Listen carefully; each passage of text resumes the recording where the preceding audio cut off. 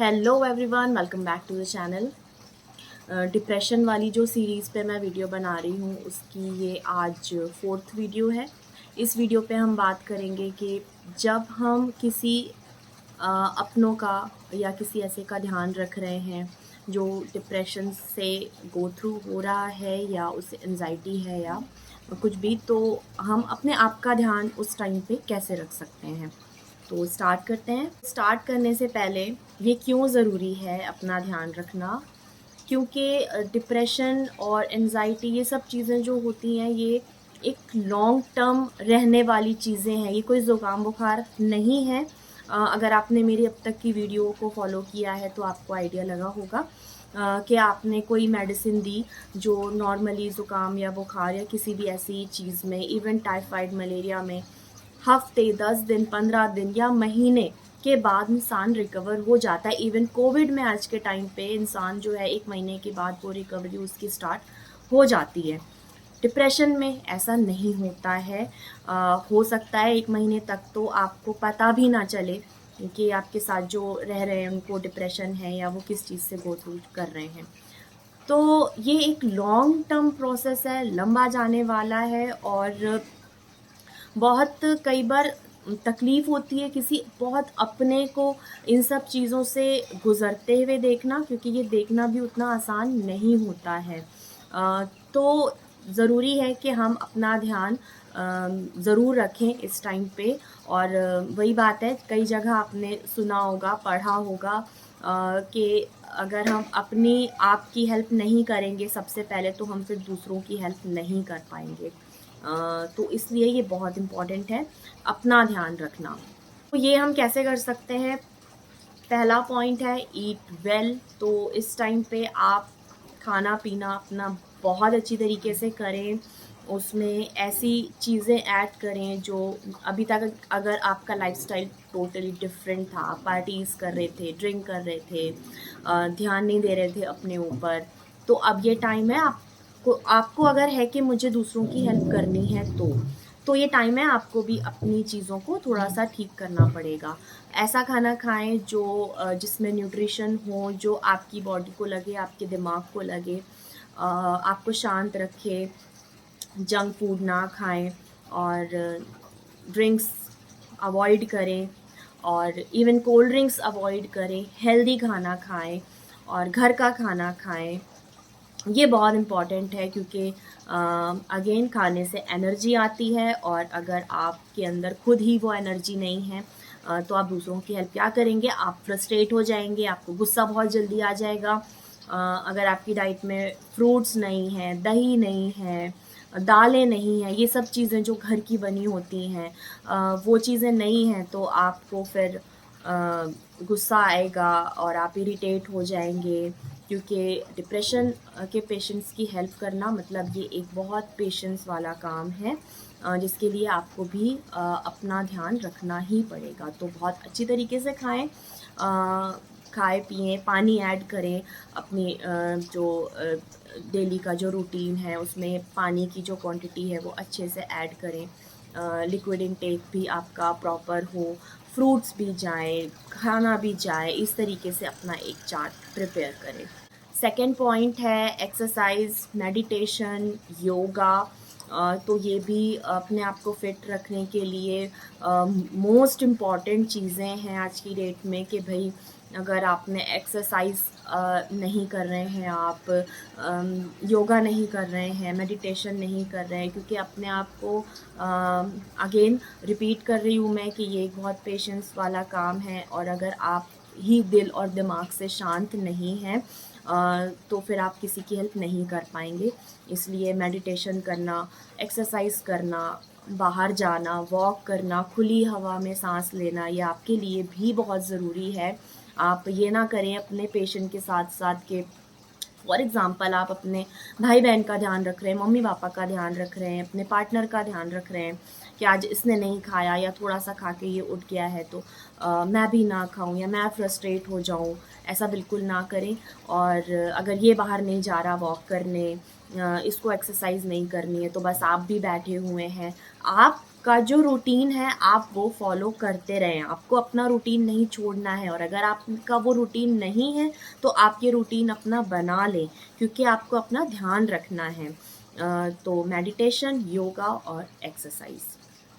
Third point है keep time for your self. तो अपने लिए भी टाइम ज़रूर निकालें। जैसा कि मैंने अपने पहले वाली वीडियो में भी बताया था, आप किस तरीके से हेल्प कर सकते हैं। तो जब आप पूरी तरीके से उनके साथ ही इन्वॉल्व हैं, आगे पीछे हैं, और उस वीडियो पे मैंने बताया आप कैसे हेल्प कर सकते हैं।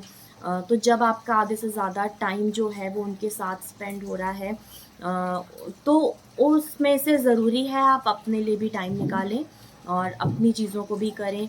या कुछ नहीं कर रहे हैं तो एटलीस्ट आप शांत होकर कहीं बैठ पाएँ सुकून से, वो भी बहुत ज़रूरी होता है आपकी माइंड, आपकी बॉडी के लिए। तो अपने लिए भी टाइम निकालना वो भी बहुत ज़रूरी है। फोर्थ पॉइंट है don't give up your hobbies. तो अपनी हॉबीज़ को बिल्कुल ना छोड़ें, अपनी चीज़ों को करते रहें, आपकी जो हॉबी है। इससे क्या होगा, आप थोड़ा सा मेन जो चीज़ें आप कर रहे हैं उससे आपका दिमाग हटेगा, आप कुछ प्रोडक्टिव करेंगे। और हो सकता है जब आप कुछ प्रोडक्टिव कर रहे हैं, अगर किसी की हॉबी है पेंटिंग करना या गार्डनिंग करना या कुछ और भी उसकी हॉबी है, वो करते टाइम आपको कोई ऐसा आइडिया क्लिक कर जाए कि भाई मैं ऐसे से ऐसा स्टेप उठा लूँ तो मैं इसकी ज़्यादा बेटर हेल्प कर पाऊँगा।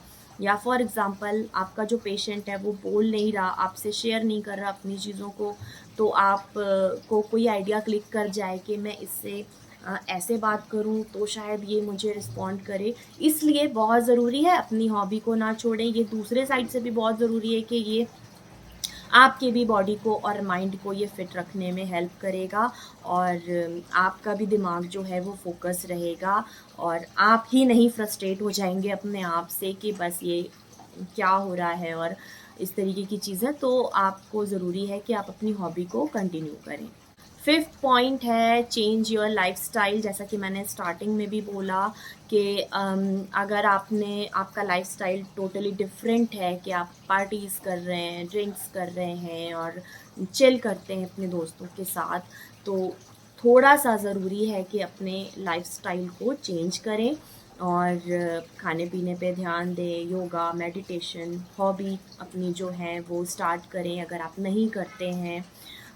तो ज़रूरी है, बहुत ज़रूरी है इनफैक्ट कि आप अपनी लाइफ़स्टाइल को चेंज करें, और ऐसी चीज़ों को पहले आप खुद प्लान कर लें अपनी लाइफ़स्टाइल को कि मुझे इस तरीके से रहना है, इसमें से मैं ये टाइम मुझे अपने जो लव्ड वंस हैं जिनको आपने हेल्प करने का सोचा है, उनको मुझे इस तरीके से हेल्प करना है।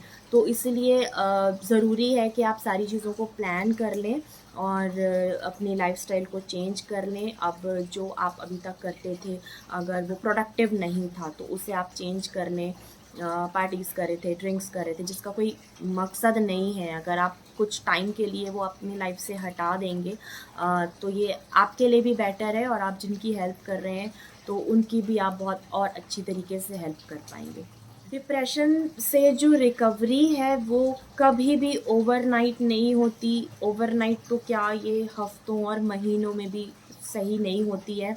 ये कई बार जो है वो फ्रस्ट्रेटिंग हो जाता है और बहुत ज़्यादा ये पेनफुल होता है अपने ही लोगों को किसी एक ऐसी चीज़ से गुज़रते हुए देखना जो वो खुद एक्सप्लेन नहीं कर पा रहे हैं। वो कोई ऐसी बीमारी नहीं है कि आप गए और उनके लिए कोई मेडिसिन ले आए और आपने उन्हें 1 या 2 डोज़ दिया और बस वो फ़ीवर की तरह गायब हो जाएगा और वो बिल्कुल नॉर्मल हो जाएँगे, तो ये बिल्कुल ऐसा नहीं होता है। तो ये सारा ही जो प्रोसेस है ये कई बार फ्रस्ट्रेटिंग हो जाता है, और उससे ज़्यादा वो पेनफुल रहता है देखना, और उस चीज़ को फ़ील कर पाना कि भई हम कैसे हेल्प करें। कई बार आप हेल्पलेस हो जाते हो, आप चाह के भी हेल्प नहीं कर पाते हो।